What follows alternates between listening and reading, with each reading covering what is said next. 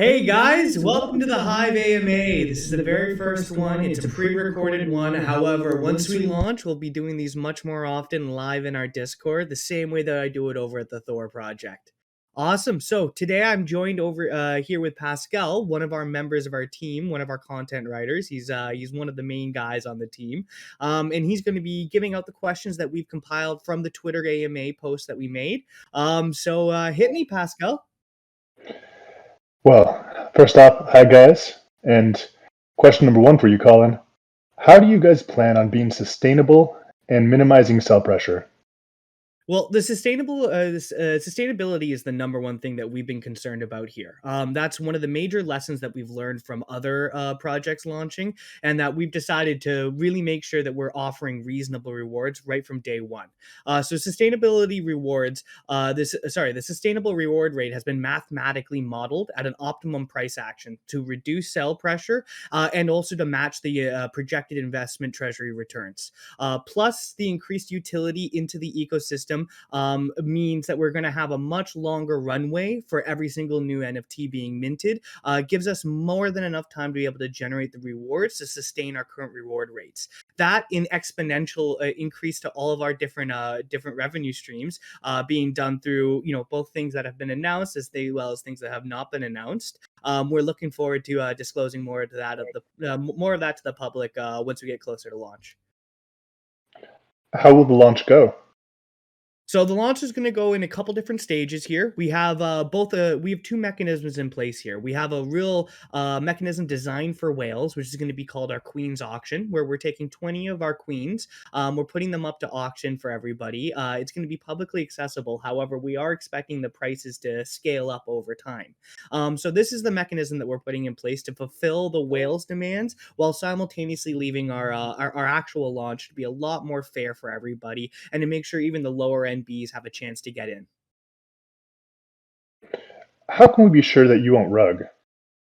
Well, look, we have a reputation, and we're one of the cornerstone protocols within the Union of Transparency, which is an entire self-regulatory board whose whole function is to prevent rug pulls and scams.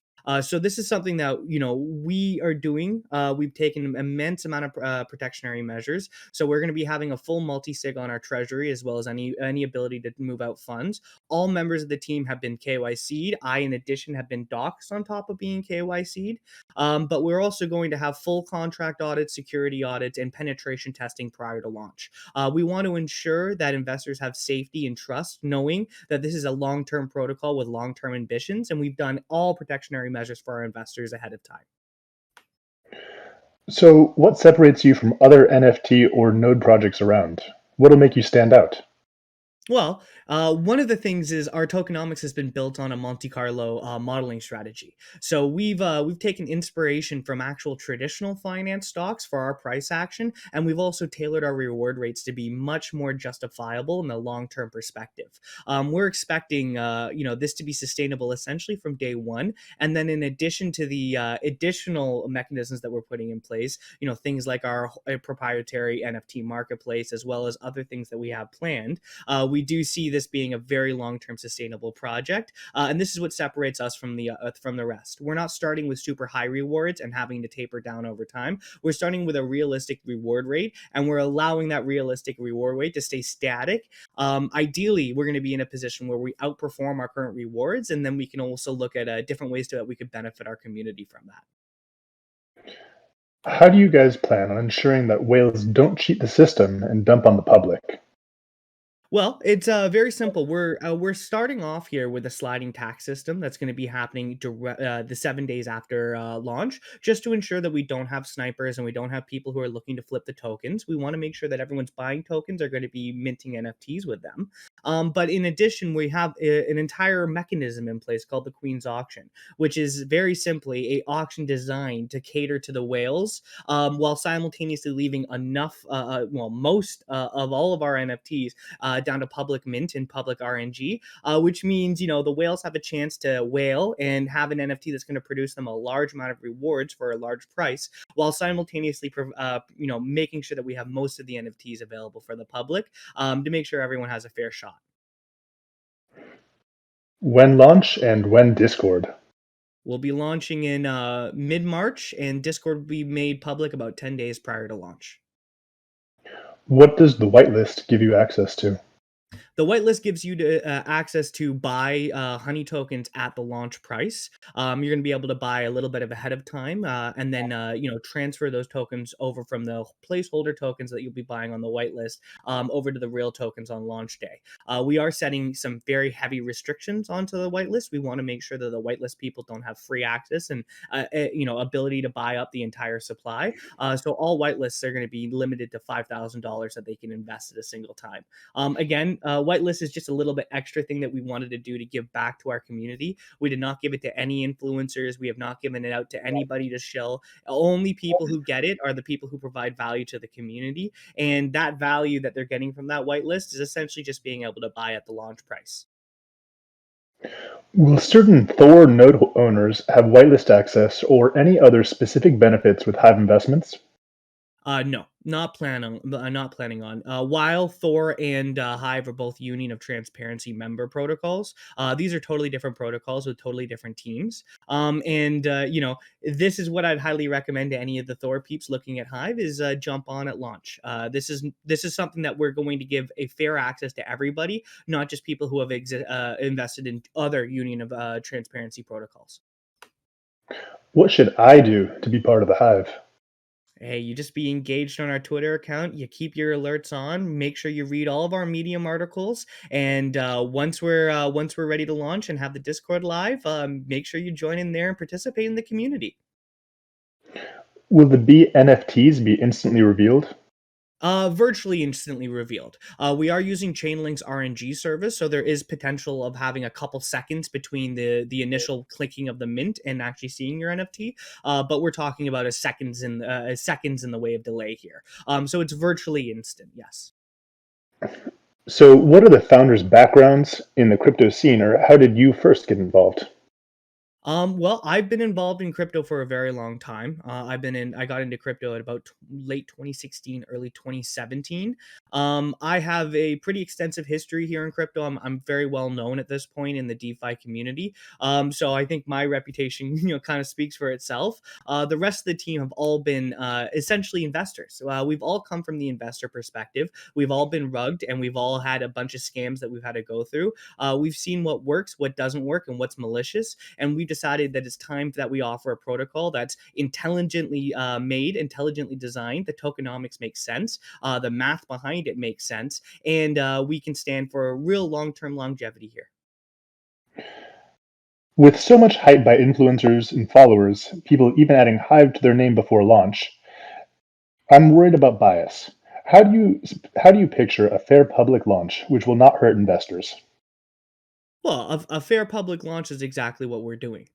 So we're still debating a few different other additional mechanisms that we can add on the launch day to ensure that it's still fair for everybody. We are taking anti-bot measures, we are taking anti-sniping measures, but we're also trying to give as much utility to our community as possible. So that means giving the whales an opportunity to whale up without affecting the larger community, while simultaneously giving whitelist purely to our community only. Again, I just want to reiterate there's no influencers that have gotten our whitelist. There's no shilling for the whitelist. There's no invite contests or anything like that. The only people who get whitelists are the people who contribute on our Twitter, contribute to the community, do something cool, and we pick them up absolute random.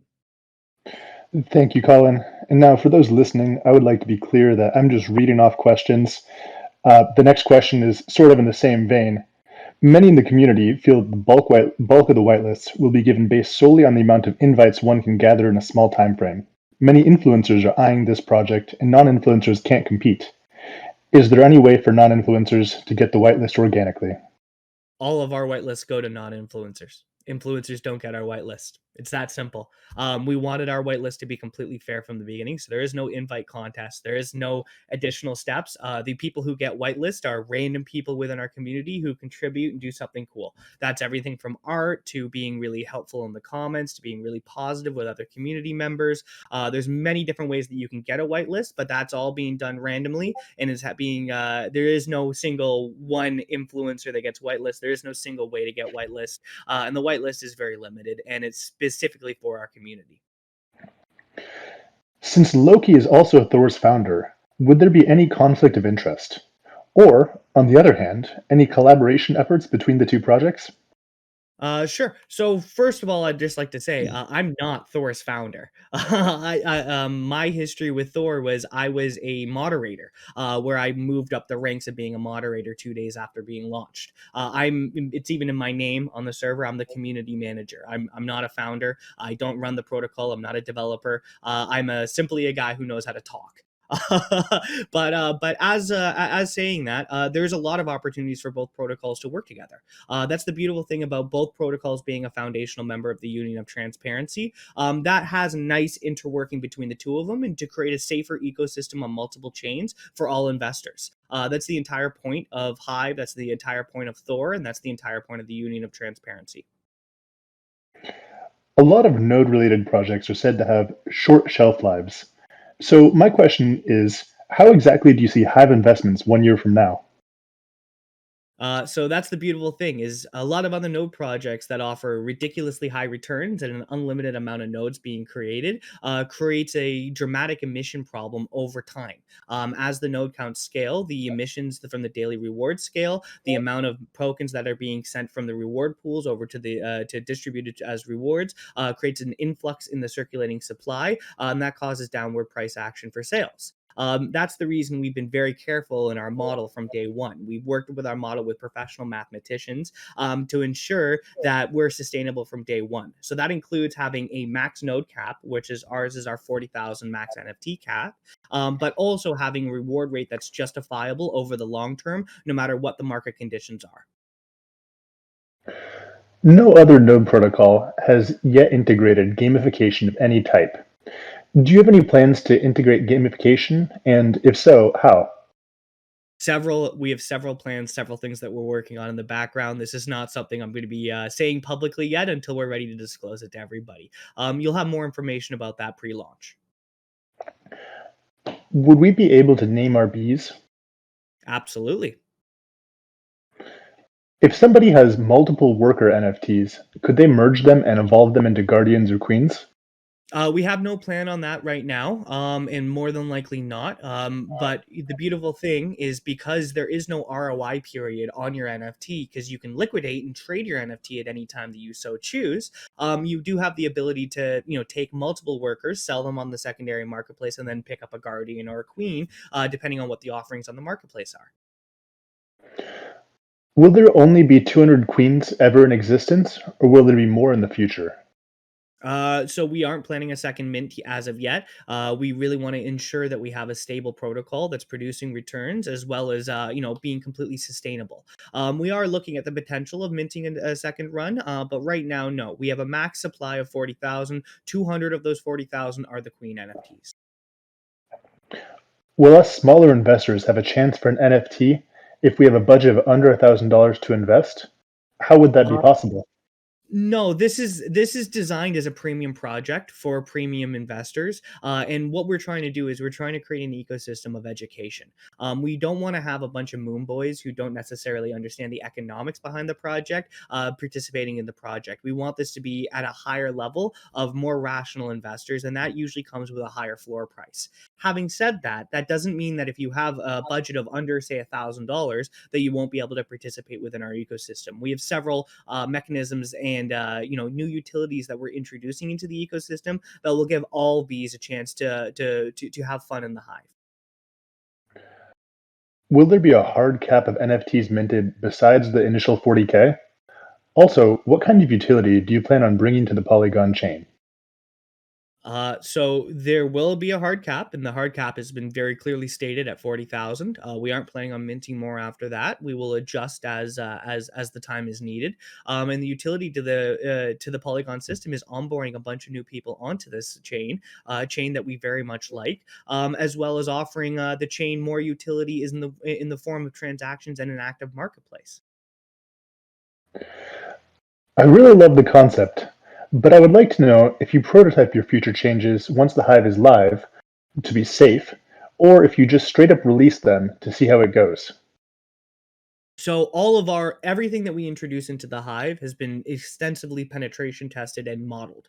You know, what we've done is we've taken a look at previous node projects, and we've seen been a significant amount of issues, and those significant amount of issues were, down to not necessarily well thought out, involved integrations and new developments.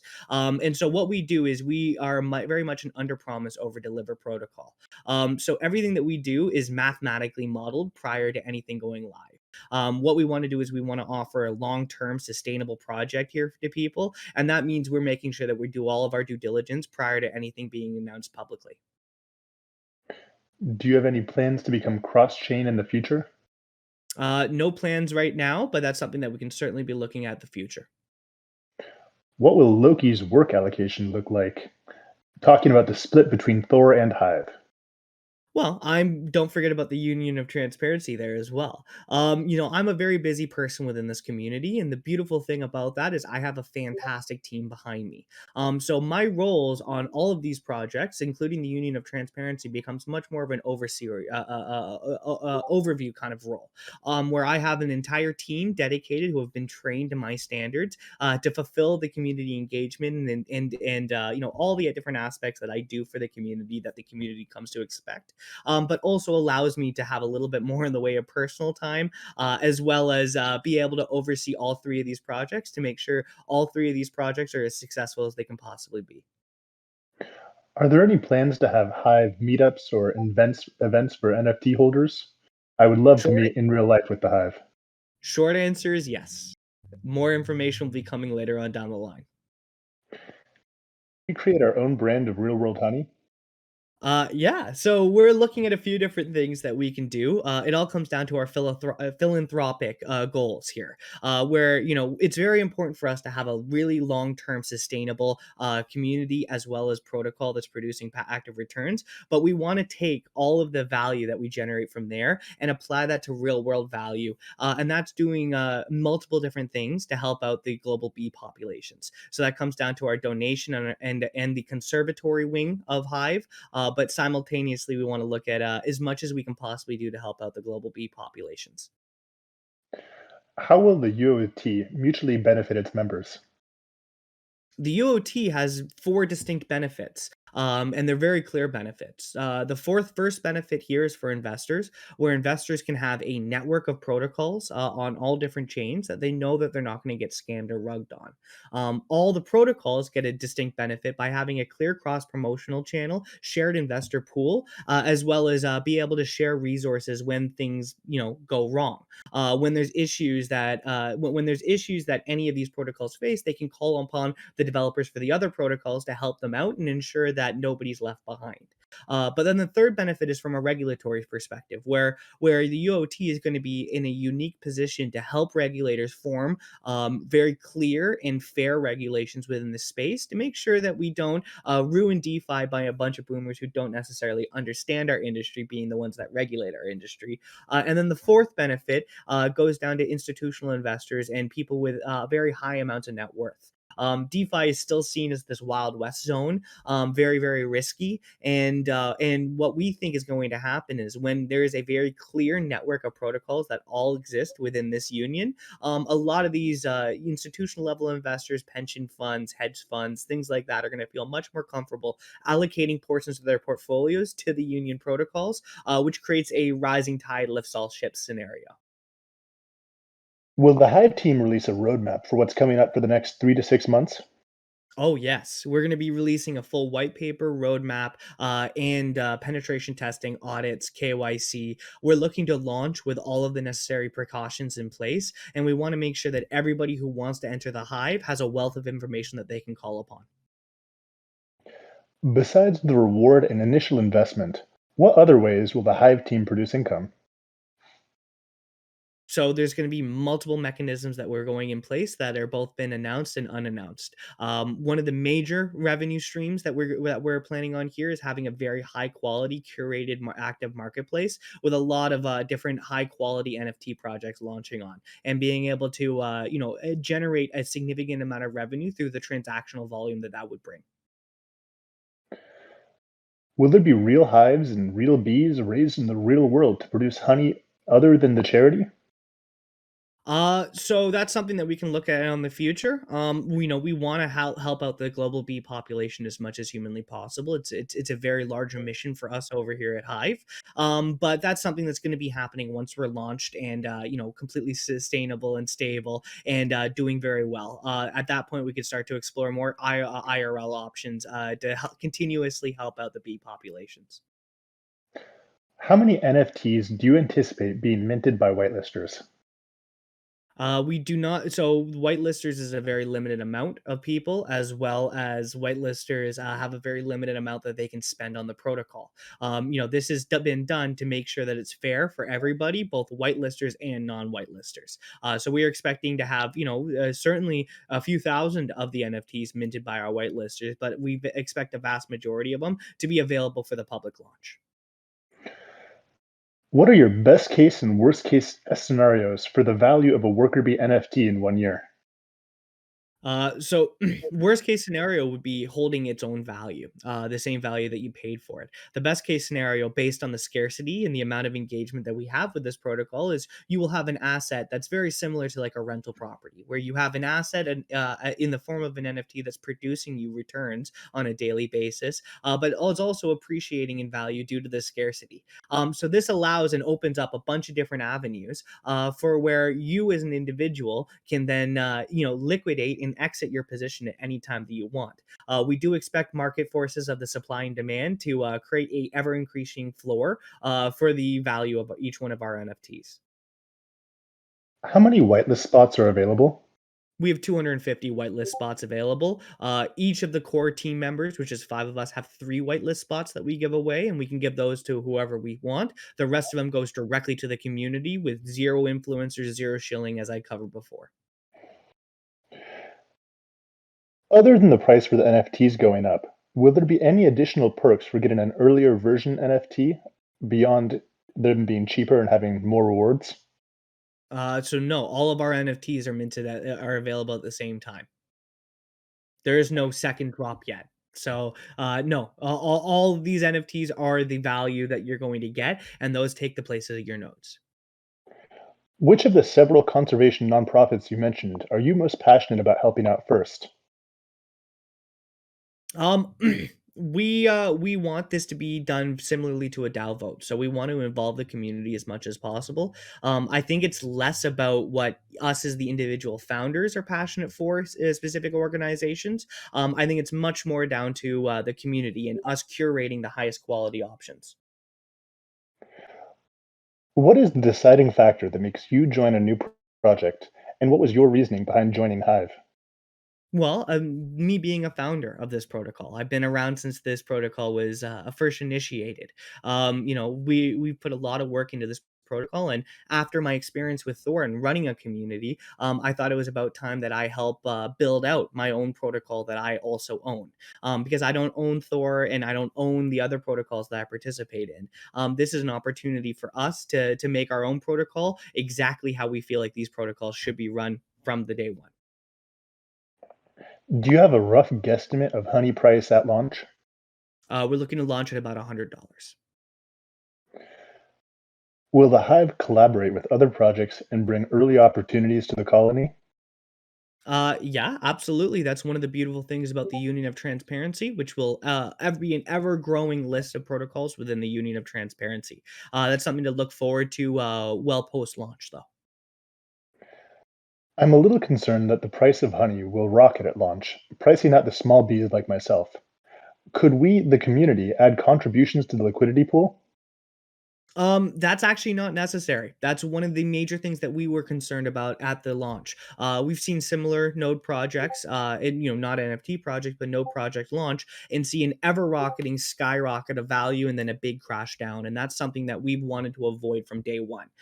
So that's the reason we put a huge amount of resources into our liquidity pools. We're looking to launch with about $4 million in liquidity, which is magnitudes larger than any other node protocol. And we think that with some of the additional mechanisms that we have in place on launch, will promote stable price activity at launch. There's no question that we will probably see an increase in token value specifically at launch, but that increase isn't going to be these massive god candles up and down. Will the founders' queens have a bid cap?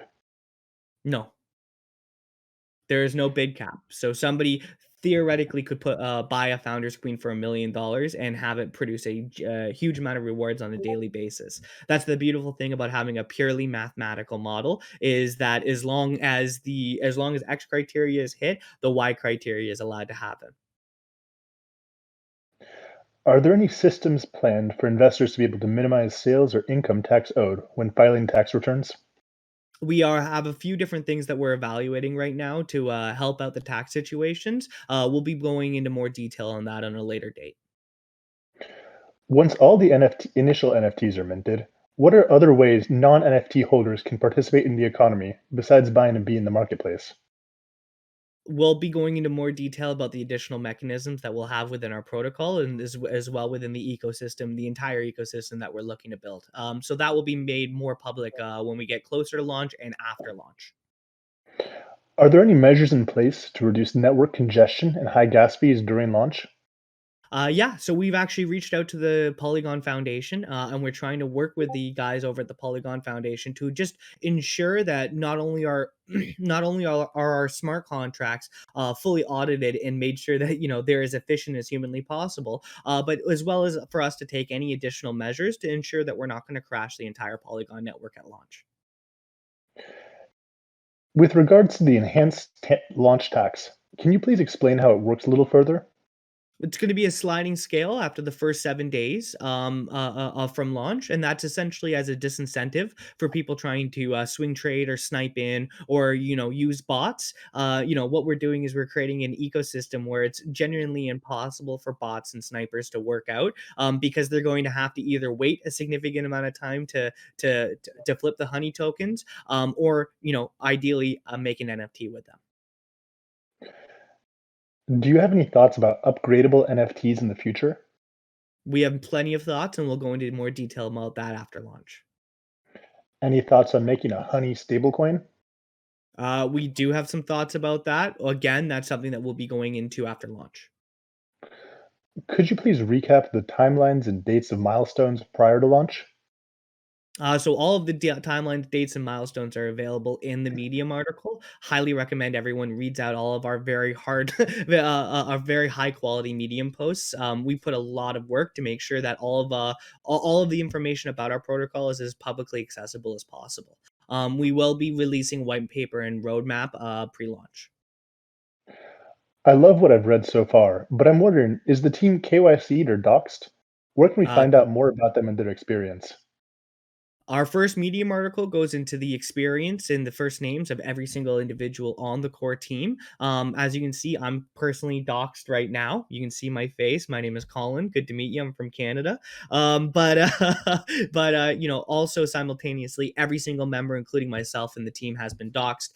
We are going through full out contract audits with penetration testing, as well as multi sig and a few other protectionary measures that we have not disclosed yet. If the honey token is taken, what is your plan?